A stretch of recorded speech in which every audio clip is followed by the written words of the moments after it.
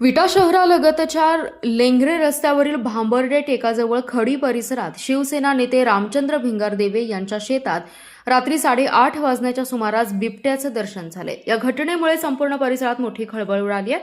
One विभागाने घटनास्थळी भेट देऊन पाहणी केली असता आढळून आलेले ठसे हे बिबट्याचेच असल्याचं निष्पन्न झाल्याने नागरिकांमध्ये भीतीचं वातावरण निर्माण झालंय। बुधवारी रात्री 8:30 वाजण्याच्या सुमारास रामचंद्र भिंगारदेवे यांच्या शेत परिसरात बिबट्या दिसल्याची माहिती वन विभागाला देण्यात आली। माहिती मिळताच वन विभागाचे परिक्षेत्र अधिकारी विलास पवळे यांच्यासह कर्मचारी घटनास्थळी दाखल झाले।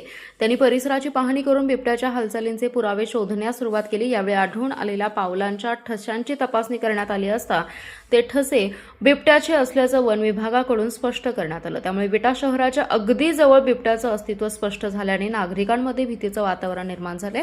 आसपास काही अंतरावर दाट लोकवस्ती असल्याने नागरिकांमध्ये चिंतेचं वातावरण निर्माण झाले। सकाळी आणि रात्री फिरण्यासाठी बाहेर पडणाऱ्या नागरिकांनी विशेष काळजी घेण्याची गरज व्यक्त केली जाते।